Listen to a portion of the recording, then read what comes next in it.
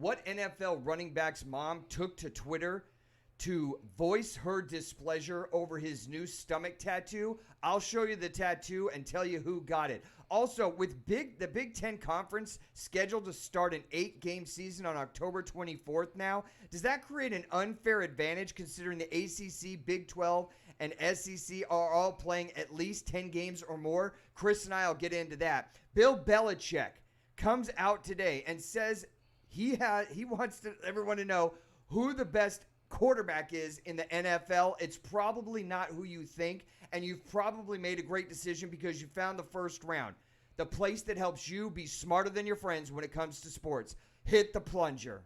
You're tuned in to the hottest sports analysis of the week with your hosts Ron Dolbeck and Chris Roberts. And now, here's the first round. It's a Thursday night in the first round. I've got a cold beer. I've got my dog Princess here. I've got my Carl Kanai 90s jacket on, and I've got Chris Roberts on my left. Yeah. I'm feeling good. I see. I got for some reason I've got my energy. I'm ready to talk college football. I know I blew it on the Colts, but on my actual online betting account, I'm up like $250 right now, so I'm feeling good because there's been points where I've been down 1,300. Oh gosh. Up 240 is better than down 1,300. I can tell you that. I believe you. But if you notice on our set, we have some new little trophies, and I call them trophies instead of helmets, the Arizona State and the North Carolina and the OSU, because some of our friends in Southern California and in Lincoln, Nebraska, who watch the show every week, lost some bets, and it was time to pay. Hey, so we got some new gear. Nice. We got some new gear. So what's going on with you, Chris? Man, some of everything. I've been sitting around here watching sports. I mean, from ESPN, looking at all of these games, looking at monumental collapses, looking at Baker Mayfield commercials, wondering why his commercials not translated to good play on the field. Some of everything, man. What's going on? That only worked with Joe Namath. I know, right? Yeah. I know. I'm like, maybe you see Baker come out with the big fur coat and, Yeah, wearing some pantyhose and then he wins the Super Bowl. Right. I don't think so. Let's get to the top stories going on in the world of sports today, and it has to start in one place, and that's college football. What a reversal of misfortune for the Big 12. The chancellors and presidents of the Big Ten, the chancellors and presidents of the Big Ten Conference announced there will be college football in 2020. The 8-game season is supposed to start October 24th, according to Commissioner Kevin Warren. I'm going to have some comments from Mr. Warren tonight, that's for sure. How about the Pac-12 running on the coattails of the Big Ten, who is running on the coattails of the ACC, SEC, and Big 12?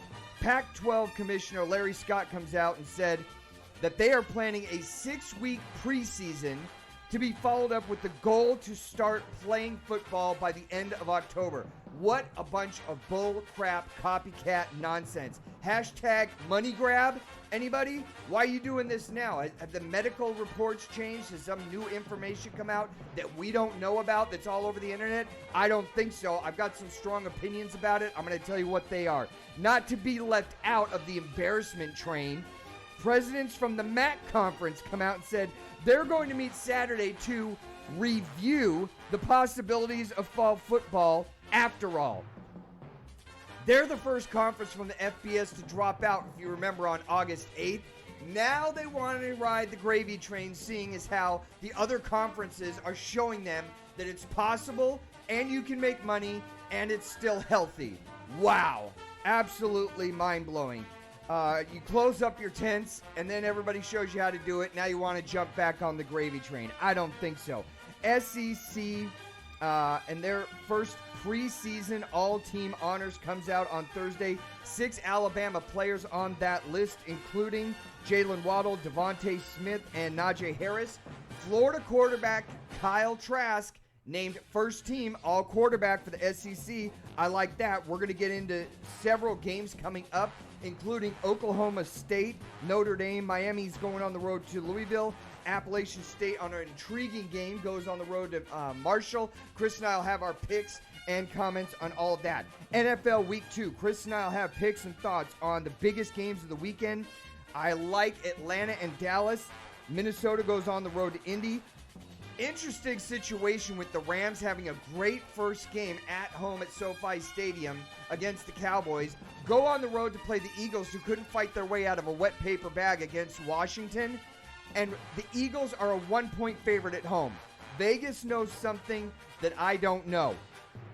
Baltimore goes on the road to Houston, and I've got a very interesting take, ideas, and a pick on New England going on the road to Seattle.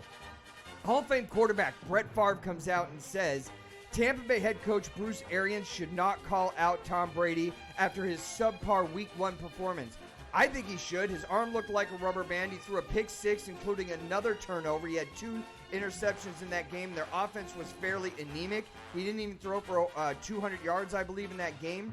I'm not pushing the panic button right now, but I think Father Time is knocking on the door, and by the end of the season, somebody's going to have to answer it. NBA news. How about the Nuggets do the absolute unthinkable? Take 3 games in a row from the Clippers and advance to the the Western Conference Finals against the Lakers.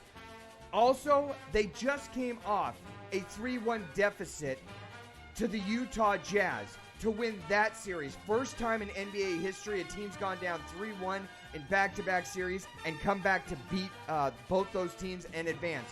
Nuggets will take on the Lakers in the Western Conference Finals. If you're a betting person like me, you got to put up $650 to win $100 with the Lakers. And the Nuggets, if you put up $100, you're going to win $425. Miami takes Game 1 against my beloved Celtics in a close one to start off the Eastern Conference Finals, 117-114. Jason Tatum leads all scorers in that game with 30 points, 14 rebounds, and 5 assists. It wasn't enough. They still go down 1-0 in that series. Game 2 tonight on ESPN.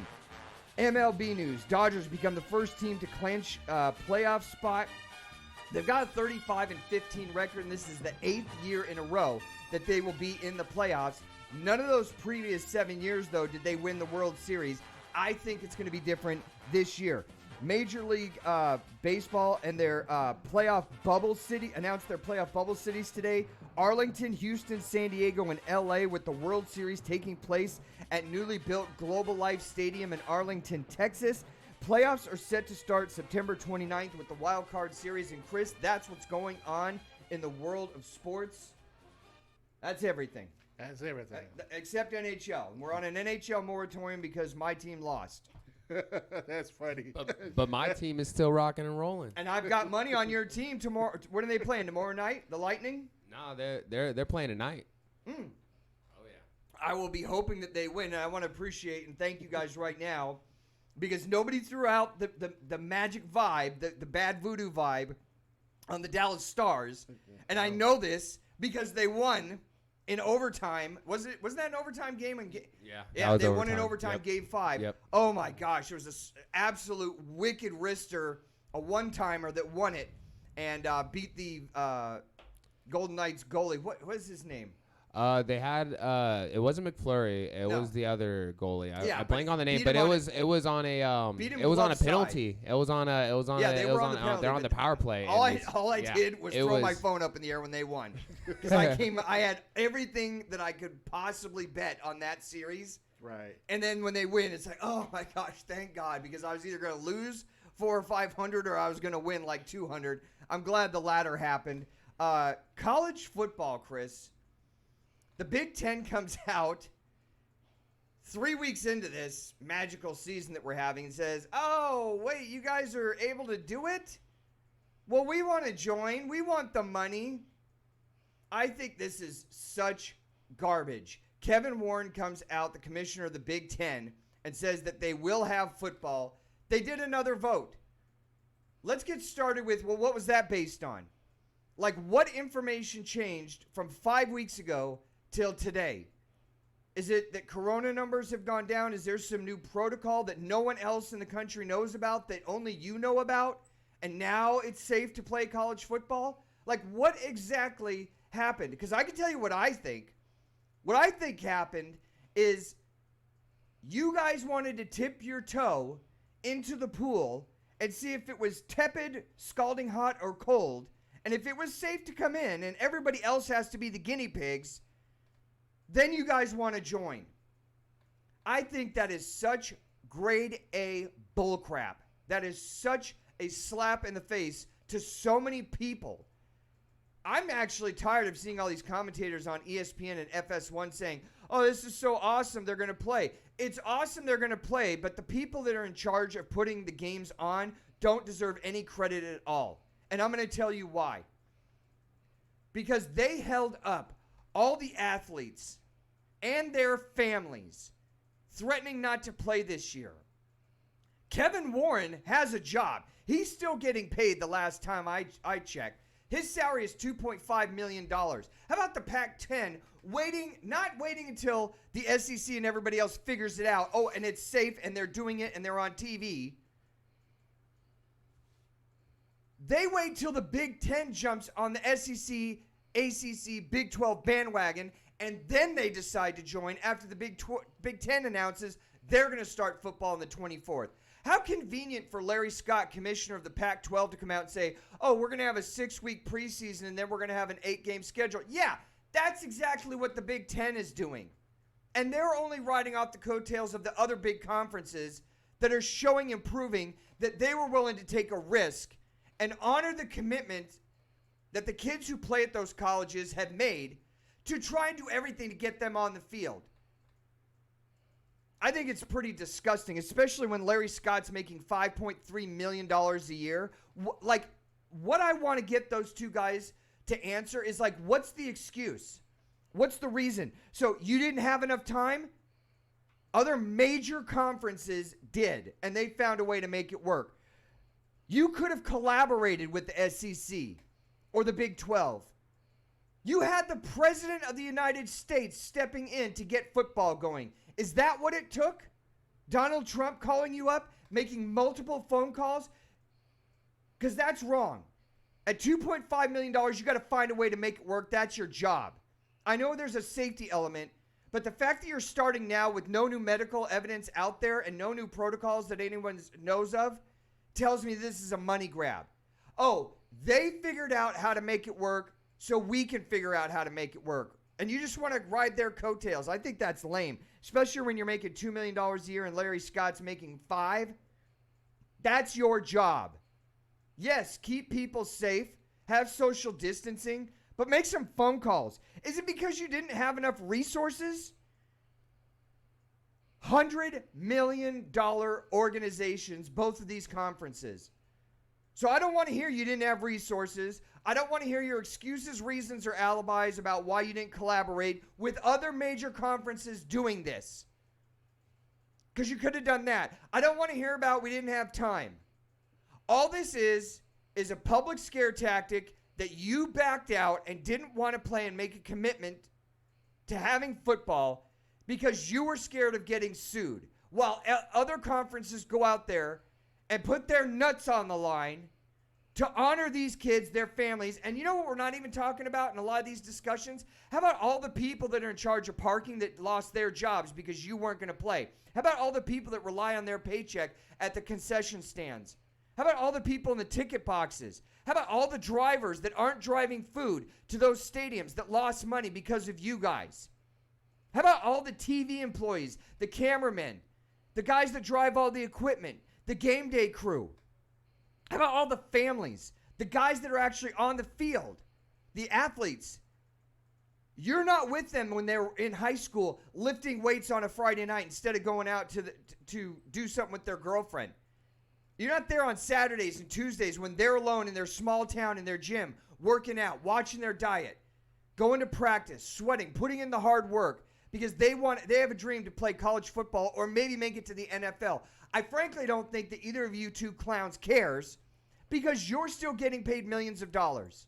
And you were scared of some family suing you guys over safety issues. So a lawsuit and the fear of that preempted getting advice, seeing what other people are doing, networking, and using the over $100 million worth of resources that you have at your disposal to figure out a way to make it happen. Feel free to interrupt me, Chris. Well, no, I think you surmised everything. I mean, really, to me, it boils down to just being a money grab. I believe that now they're saying that major college football teams. You see that they have people in the stands now. You also see that they're getting this TV money as well as, just other revenues from the concession stands and whatnot. And, it's put a lot of people out of work. So I think, right now they're seeing that, okay, if these other major programs are able to do it, we have to find a way to do it. No, However, what they're seeing is the other ones have found a way to make money. Right. So we're going to make money. You know what I wrote down in my notes? With much pay comes much expectation. Right. Kevin Warren's making $2.5 million, and Larry Scott, from the commissioner from the Pac-12, is making $5.3 million. If you're making millions of dollars, you're making a lot of money, then the expectation goes up. This is a joke. I mean, it should. I mean, the expectations should be high. I mean, when you're looking at, you have to understand, you had all of these coaches in the Big Ten. I mean, come out, early in the season, from Ohio State's coach to Penn State's coach. I mean, you had all of these guys come out. Scott Frost at Nebraska. Right. Then you had players from other conferences like Trevor Lawrence, players from your own conference like Justin Fields, saying we want to play. They had to get a whole hashtag movement that went viral a week before they said they're going to shut everything down, or after they had said they're going to shut everything down. You got players saying we can make it happen. Other conferences are making it happen. The president is calling saying we can figure out how to make this happen. This is America. We overcome, kill, and figure out a way to make it happen. I don't want a list of excuses and dumb reasons why you can't make it happen when you're making over $2 million a year. I mean, really what it comes down to is really the preservation of those conferences, because when you look at it, you have recruits now that are actually looking at these programs. Okay, you guys are not playing. Well, I mean, I don't know what's gonna be next year. Who's gonna be coaching? What's gonna be on the field because of the eligibility rule has been waived. Here's another thing. This is what I was thinking too today. So at the top of the show, I mentioned they're playing an 8-game season. Right. So Ohio State goes 8-0. You expect to get the same consideration as Clemson, who's playing 11 games. Clemson has to play 3 extra games.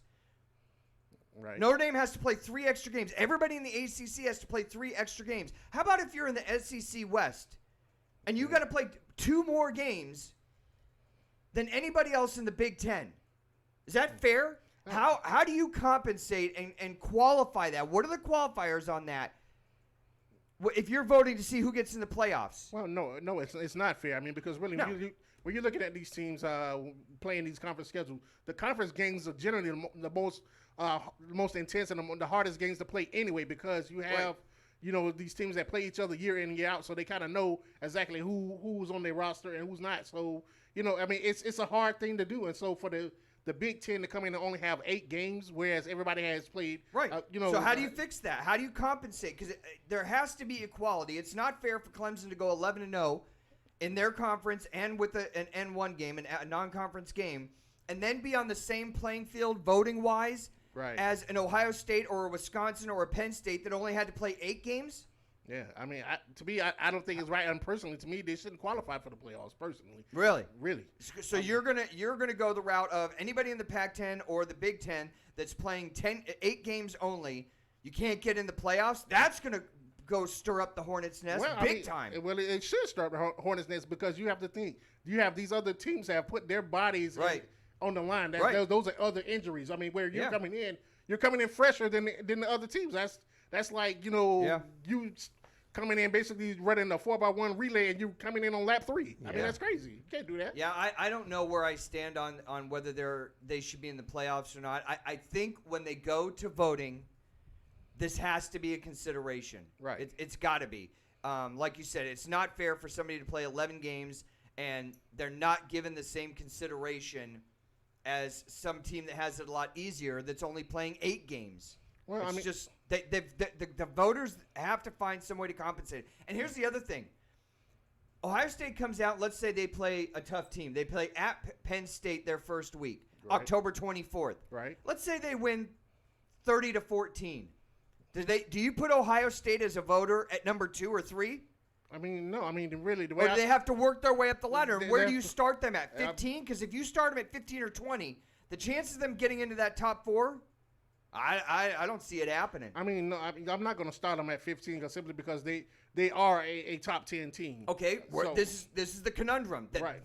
that these two conferences, the Big Ten and the Pac-12, have caused. This is the problem they've caused. So where do you start them at? Well, you start them at 10. If they're a top 10 team, you have to start them at 10. However, when it comes down to the actual playoffs, I mean, they get no breaks. I mean, it has to be a situation where you're going 8-0 or it's like a 7-1 and it's like a close game in there. They get no breaks over these other conferences. So if you have like a Clemson that Clemson goes 11-1, 11-1. Ohio State goes 8-0. Who gets in? I'm going to go with Clemson. I mean, because they actually played more games, and to me that's tougher on the bye. That's tougher for them to go 11 games, whereas you only played 8 games. I do not want to be in charge of fixing that absolute carnival of nonsense. I don't want to be in charge of that. If I was a voter, I'd take it week by week, but it would be really hard for me to put it's really hard for me to put Wisconsin or Michigan or an Ohio State up in that top 4, knowing that they played 3 less games than everybody in the ACC and 2 less than the Big 12 or the SEC. And I don't want to punish the athletes for the sins of the father. Right. Because it's idiotic what they've done. Right. And now they want to jump in and, it's safe to come in the pool? Oh, now we'll jump in the pool and make a money grab? Right. I think it's shameful. Let's get to the games this week. Top of the list for me is College Game Day is going to be in Louisville. Louisville taking on Miami. I think Manny Diaz is in a semi-pressure situation right now. I think as much as it can be a must-win in week 2 of year 2 of the Manny Diaz experience as head coach at Miami, it is. Louisville's laying 2.5. I'm taking Louisville. I'm going to say it's home field advantage because they're going to be in their own dorms. They're going to be in a stadium that they're used to. The crowd noise isn't going to be there, but they're on their field. This is where they've practiced. This is what they're used to. I'm going to take Louisville. And frankly, Manny Diaz, to me, hasn't proven anything. Well, I'm going to take Louisville in this game, too, simply because De'Aaron King, I expected a little bit more of him, especially playing in that last game against UAB. Looking at that game, his accuracy was up and down and very inconsistent. So now you're playing as a team that's going to be a little bit tougher on defense, and you got to travel, and you have a team that can actually compete with you. So, and on the defensive side of the ball, Louisville is not that bad either. So I'm going to go with Louisville in this game because it's going to be a tough game. Minus the 2.5. Minus the 2, yeah. Noon game, high noon. Tulsa goes on the road to Oklahoma State. I'm interested to see Chuba Hubbard, the running back. Right. He's explosive. It's a 22-point line. I'm going to take the 22 and tease it down with Oklahoma State to 17 or, 16.5. So I'll take Oklahoma State, lay the 16.5 at home with that dynamic offense. And the honest thing is I don't even know what I'm getting with Tulsa. Right. So this is just, I'm tossing it up in the air, and I'm grabbing Oklahoma State on this one. Well, Cowboys.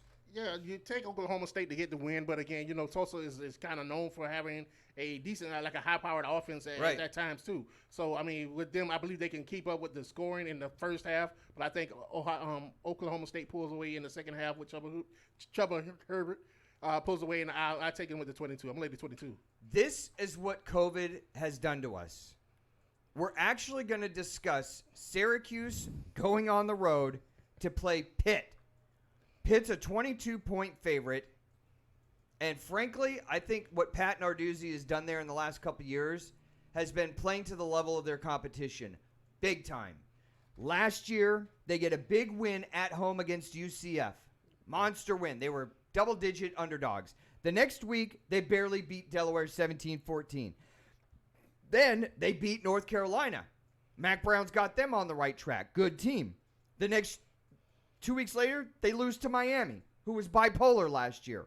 I don't know what I'm getting with Pat Narduzzi's Pitt team. 22 points is a lot.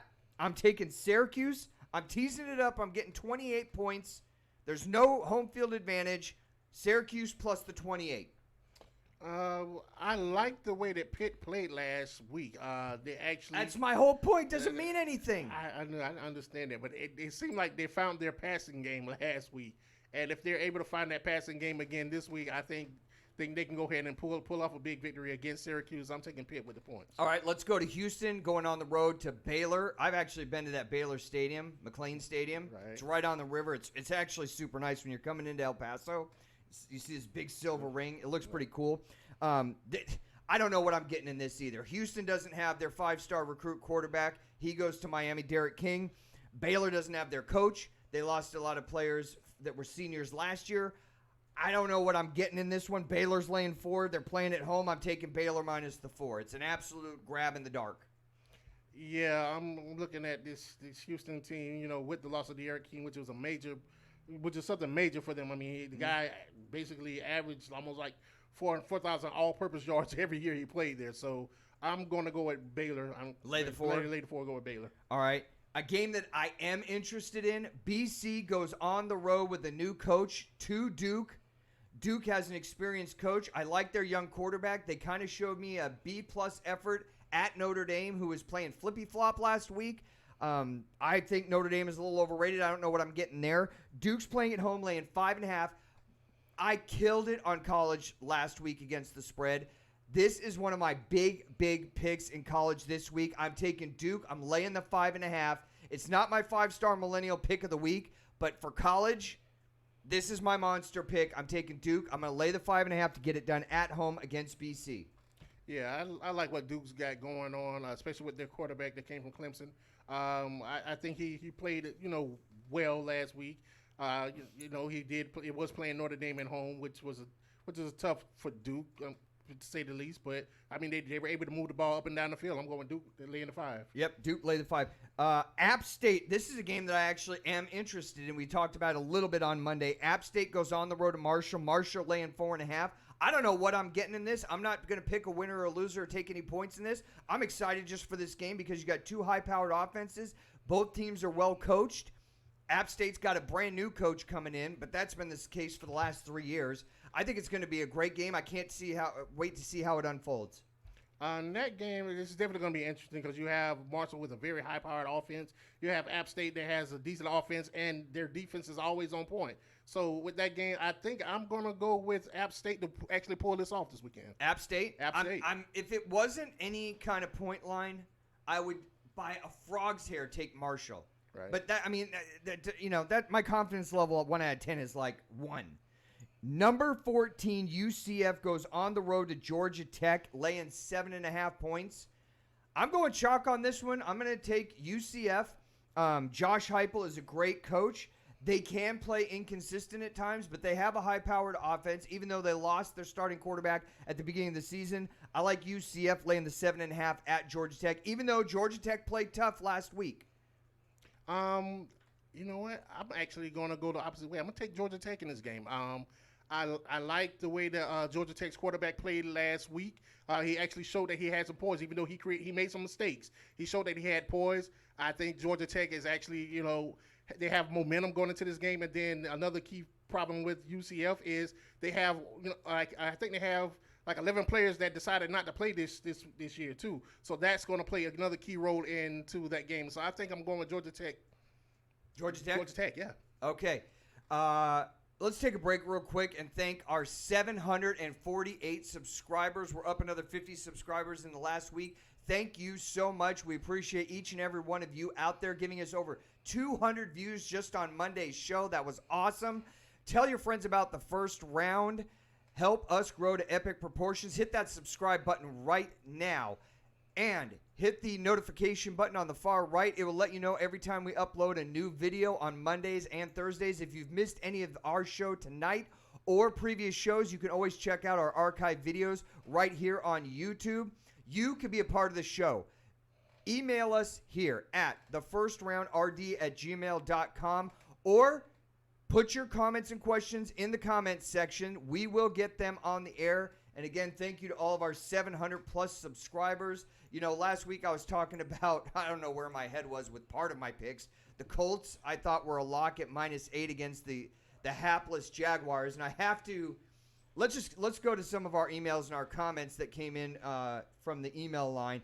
Nika989 says, okay, first put some respect on my Jags. They did the dang thing. Minshew went 19 for 20, which he did. 3 touchdowns, 0 interceptions to 3 different wide receivers. They're freaking solid. Leonard Fournette had an awful game, 5 yards, 5 rush on 5 attempts. So, Nika, you're absolutely right. I don't know why I thought Leonard Fournette had a good game. I was clearly out of my mind picking the Colts and thinking Leonard Fournette did good against New Orleans. I don't know what I was watching.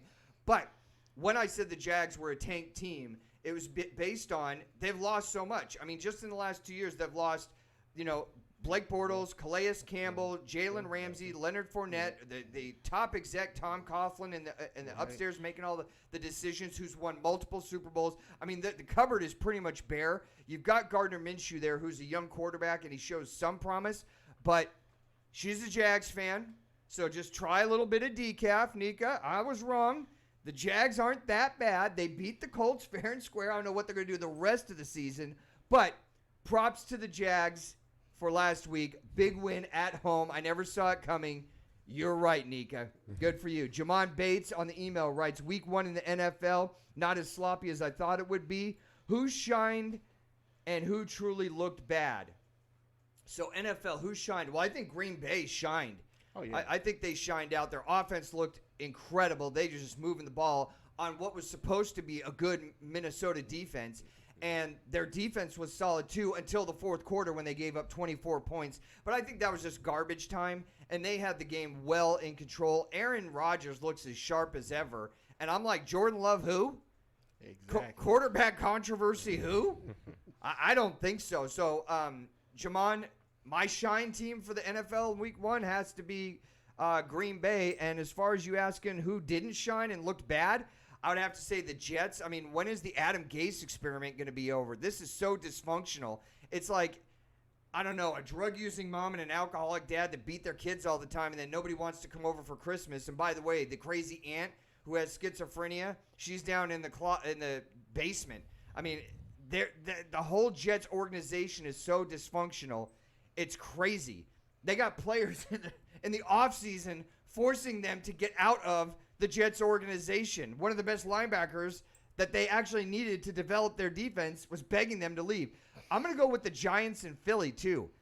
No way Philly should be losing on the road to the Washington Nothings.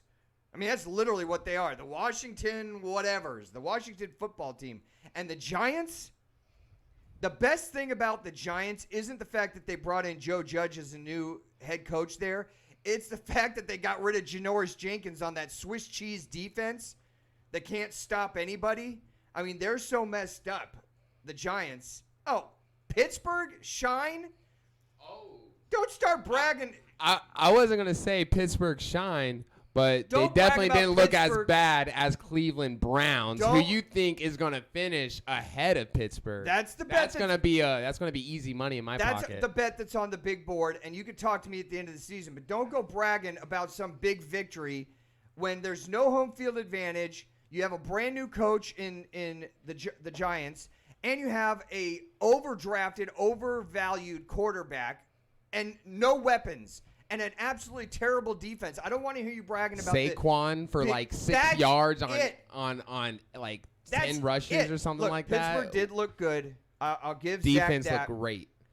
Pittsburgh looked good against a terrible clown defense. The Giants are a schizophrenic mess. I wouldn't be bragging too much on that. But you got to add Cleveland Browns to the list of the teams that didn't look good. I had Baltimore winning big in that game. 38, putting 6 points up. Defending AFC. Oh, come on. They're the best. Looked bad. Okay, maybe he did, but he went up against the top. They were top 3 in defense overall last year. Having said that and talking about weird things going on in the NFL, I said at the top of the show that a mom of a running back took to Twitter to voice her displeasure about her son's new tattoo. I was talking about Zeke, who I think is one of the top 3 running backs in the NFL. Oh, yeah. Did you see that move he put on that on the Rams the other night when they threw that screen pass? I don't know about the move he put on that, but he sat in the tattoo parlor chair, and he had. Do we have that? Yeah, up? It's up. It's up. Are you seeing this right here? That's the tattoo he got on his stomach. And this is from somebody who likes to show off his stomach a lot. And his mom actually went on Twitter with an emoji and a thumbs down, her little avatar. Right. And she had a thumbs down. So she's not happy with him. And he goes, the more tattoos I get, the more mom gets over it. Yes. Have you seen that tattoo? Yeah, I saw it. And I agree with him. They need to feed him more in that game. Like I said, with the screen passes, with Zeke averaging like almost 5 yards a carry, you have to get him involved more in the game, especially with Dak not doing his thing. Well, there wasn't a lot of defense in that game, but tattoo-wise, thumbs up or thumbs down on the tattoo? I didn't care for it, to say the least. Do you got tattoos? No. Okay, I know Zach does not have tattoos. Oh, it's a thumbs up on my end. I know, but you don't have any tattoos. I have no tattoos. Okay, I don't either. Right. I was going to get my kids' names. The building blocks that have numbers on them and letters? And I was going to have their names in building blocks across my back. Okay. I was going to put my daughter at the top and my sons, and then in like calligraphy have the date that they were born. Right. But I'm so scared of needles. I can't do it. And growing up, like by the time I was 15, I actually saw like 3 people that ever had tattoos. Right. And I know this is the old man talk. And now everybody has tattoos. I mean, the minute you come out of the womb, it's like, they're already inking you up. Right. I don't have any tattoos. Yeah. Nor do I have plans to get any. Yeah, I mean, I thought about getting a tattoo of my daughter as well. What about my face? No. But I still may. Ron's picks. Bam. Right. Boom. You have an explosion there. No. Irish flag in the background. No. Let's get to our NFL picks. It starts off tonight. I love this game. This is my monster game. And I know I said that last week, but I've already taken it on the chin for that loss. It's a new week. Bengals go on the road. You two guys want to see Joe Burrow. Yes. I want to see the Browns functional at home, laying 6 points. I'm laying the 6. Princess is trying to jump on Zach. I want to know who you got. This is my monster pick of the week in NFL. I'm taking the Browns at home minus the 6. I'm gonna go with the Bengals just because I'm looking at last week. Joe Burrow showed me that he could be a functional quarterback, not only running the ball but passing the ball, and even in clutch time, he was able to drive down the field 89 yards, even though they couldn't get the field goal off. He showed me a lot in that first game. Mm-hmm. Yeah, I want to see how it turns out. I want to see the Browns turn it around. What? Browns by 6. Did you hear Princey? Princey said Browns by 6 tonight. I didn't hear anything. That's my 5-star millennial pick of the week. Browns minus the 6. Okay, Princey's giving it a thumbs up on that one. Atlanta goes on the road to the Cowboys. I don't know what to think about the Cowboys anymore. They're so dysfunctional. They're laying 4 points. I'm going to take the Cowboys, tease it down, and get 2 points. Atlanta looked pedestrian, bad on defense against the Seattle team at home. Again, there's no home field advantage or very little. Right. I'm going to take the Cowboys, tease it down, and get 2 points. Yeah, I mean, as much as Atlanta is my team, they can't. Their defense is just not there. I don't get it. You wanted a defensive-minded coach to fix this defense, and you can't play defense. I'm taking Dallas with the points. All right, let's go on to our next game. Titans at home take on Nika's Jags.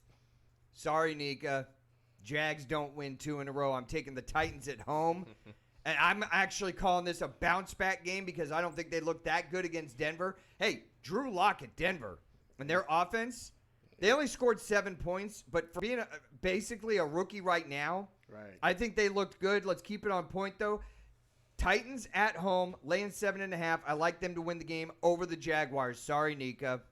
Yeah, I'm going to take the Titans, too. I think it's just too much Derrick Henry. I mean, this guy's still a monster. I mean, until somebody can stop him, I'm riding with Derrick Henry. All right, Vikings go on the road at the Colts. Colts lose to the Jags, and then they go home and they play a team that made the playoffs last year and actually made it into the second round, and they're giving 3. Help me to understand. What am I missing here? I'm going with the Vikings. I'm going to take the 3 points, but this is the NFL. Right. It doesn't make any sense. How do the Colts lose on the road to a team that hasn't made the playoffs since I was a fetus, and then they come home and they're playing a team that made it to the second round, they're giving 3 points? I don't know. I'm taking the Vikings plus the 3. Yeah, I'm taking the Vikings plus the 3. I think Kirk Cousins come back has a better game than he had last week. I look for Dalvin Cook to also put up some big numbers in this game as well. So I'm taking the Vikings as well. Let's talk about the most inexplicable line out of any game in the NFL this week. Rams looked good last week. Right. Okay. Eagles looked terrible last week. Yeah. Rams go on the road to play at Philly, and Philly's laying 1. I almost hate to ignore this. I do. I almost hate to ignore this, but I'm going to tease this up, and I'm taking the Rams plus the touchdown. Something smells weird here that I can't figure out, but I'm going with the Rams anyway, and I'm probably going to have to say sorry on Monday. I'm going with the Rams. Yeah, the Rams looked better than the Eagles. I mean, how do you lose to Washington with no quarterback? I don't know, but you know what came back is the Rams' running game, and if they can get their running game going and Jared Goff doesn't have to throw it up 9 million times like last year, led the NFL in pass attempts last year. I think they've solidified that offensive line, and Aaron Donald last week pushed 2 offensive linemen out of his way at the same time. And those are Dallas linemen, so I know. they're pretty good linemen. Yeah. At that. Who do you got in this game? Rams at the Eagles. I'm gonna ride with the Rams with that. I think the Rams, like you said, they found their running game. You have Cam Akers back there running the ball. You have Jalen Ramsey on the defense, and I think Jared Goff has found his way out. They're able to get the ball out of his hands really quick, and I think that Rams could pull it off. Teddy Bridgewater and Run CMC take their show on the road to Tampa Bay. Didn't look incredibly good last week on the road at New Orleans. That was one of my monster picks. I had New Orleans minus the 3. Bucks are laying 8.5. I don't know if it's a bounce back week for the Bucks. And I don't really know what I'm getting with the Panthers either. I'm going to let you handle this one because I'm not going to make a pick on it. I like the way Teddy Bridgewater looked. I mean, compared to Tom Brady, how he looked last week. Teddy Bridgewater looked like he's getting more comfortable in that offense. And then you have to account for Christian McCaffrey because he can do so much. I'm actually going to go with the Panthers in this game. Panthers and take the 8.5. Take the 8.5. No, I'm not going to argue with you. KC looked absolutely stellar last week at home. Defending Super Bowl champions against Houston that looked anemic until the fourth quarter when they got some garbage points. KC goes on the road to SoFi Stadium to play the Bolts. They're laying 8 points. I'm taking KC and laying the 8. Did you guys see the article online where the Bolt players, they have that big 360 TV basically up in SoFi Stadium. They were playing video games on the stadium TV. Oh my gosh. What? Yeah. They had to be playing Madden. No, they weren't playing Madden. It was just like some game, I don't know, I'm going to age myself again, that I haven't heard of. Call of Duty. Crossing. Oh, they were playing Animal Crossing? I don't know what they were playing. I have absolutely no idea, but you could Google it and see. No, Animal Crossing is for some reason, it's like a big hit in gaming community right now. I don't know, but they were playing on the board there. Pat Mahomes comes in there, all the weapons, blah, blah, blah, better defense. They're laying 8 points. I'm going to lay the 8. Yeah, you can't go roll with this Kansas City team. I mean, you think just because some players are not playing, they get better. Mm-hmm. I mean, I'm taking Kansas City with the 8. You know what? Actually, I'm not even going to lay the 8. I'm just going to take them straight up. I think they're minus 430. Right. So you got to put up 430 to win 100. I like KC in that game. Ravens go on the road to Houston. Ravens looked really good. Houston did not look so good. I think the same thing happens. I think it's just like what you and I have been talking about. It's the Bill O'Brien effect on, a team that has some talent. I really like their young quarterback, just got a monster deal, but the Bill O'Brien factor kicks in. There's no home field advantage. I love Baltimore minus the 7 in this game. Huge. I love Baltimore. Yeah, it's unfortunately that, Deshaun has to play up under a guy who wants to be the GM but gives away your number one weapon. I mean, granted the running back, he looked good. David Johnson looked really good last week. Yeah, he did. But without having his number one receiver threat there, I'm definitely going to go with Baltimore.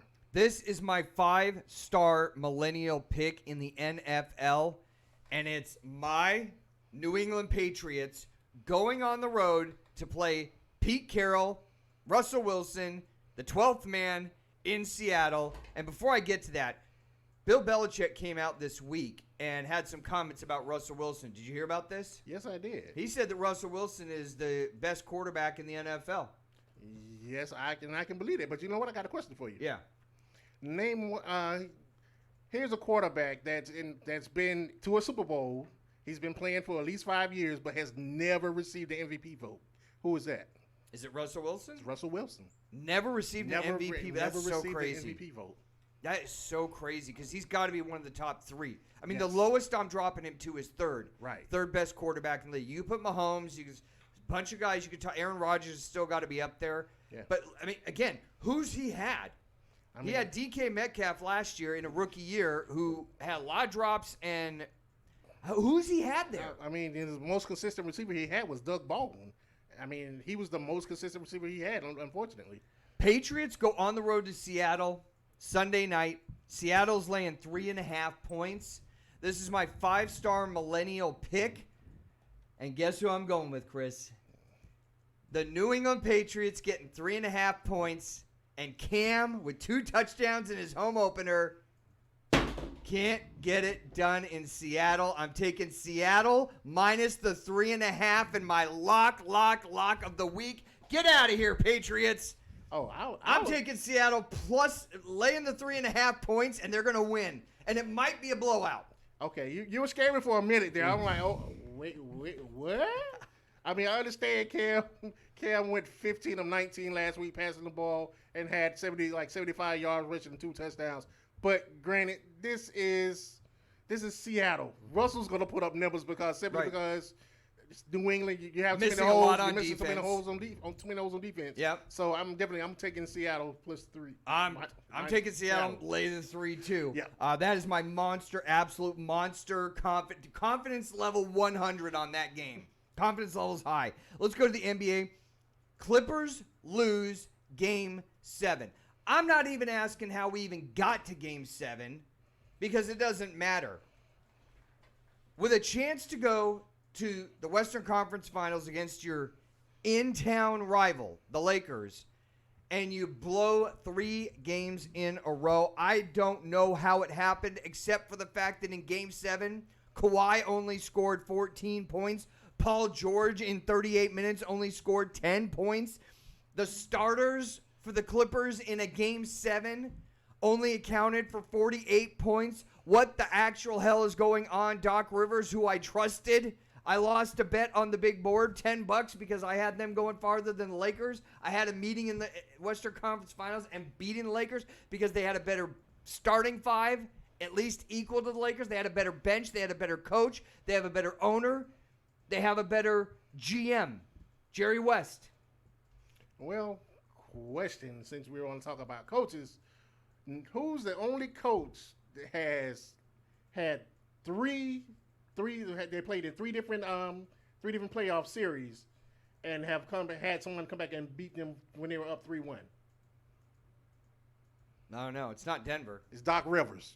It's Doc Rivers. Rivers. He's out of the playoffs now. And to his credit, he took full responsibility. He said, it's all on me. Doesn't matter because you didn't make it. Right. And then Paul George comes out and says, well, this wasn't our make it or break year. What do you mean it was not our make it or break? You just wasted a whole year. Every year is an opportunity to hang a banner. What are you talking about? Maybe you don't have the killer instinct, PG. No, PG-13 does not have the killer instinct as we see.